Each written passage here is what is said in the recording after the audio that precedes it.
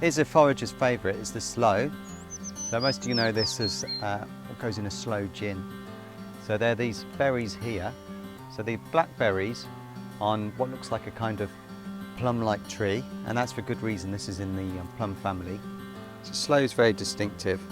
Got this distinctive leaf here. Then we've got the thorns going up, hence the other name, blackthorn. And of course the Sloe berries themselves. So the colour can vary. We can see that that's got a sort of bluish tinge to it. Often that's just a bit of a sheen that can be sort of wiped off. As the frost hits them, they can slightly change colour as well. But normally you get this sort of black or blue-black sort of colour to them. So they're better after a frost. And in order to simulate a frost, the best thing to do is to put them in the freezer twice, and that simulates 2 frosts. The other way of doing it is you have to prick them with a fork before you put them in the gin.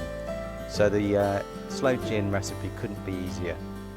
You put sloes into a bottle, top with sugar, and you do another layer, then you top with sugar, another layer, top with sugar, and then you pour gin over the top of them.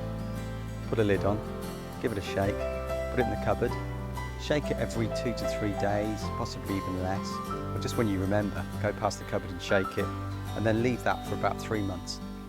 I very recently heard a recipe that once you've made the Sloe Gin, you can kind of squash down the sloes and then mix them with chocolate, mix them with melted chocolate, and have a kind of Sloe Gin chocolate. Which kind of sounds delicious, and I might try that. You can also make a jam out of the spent sloes, or indeed the fresh sloes. I find it's best to mix them with something else, because they do have a certain astringency. Now as a forager, you get used to certain flavours. So over the years, I've got quite used to eating these raw, and Neolithic man would have eaten them raw. So they're worth a little nibble.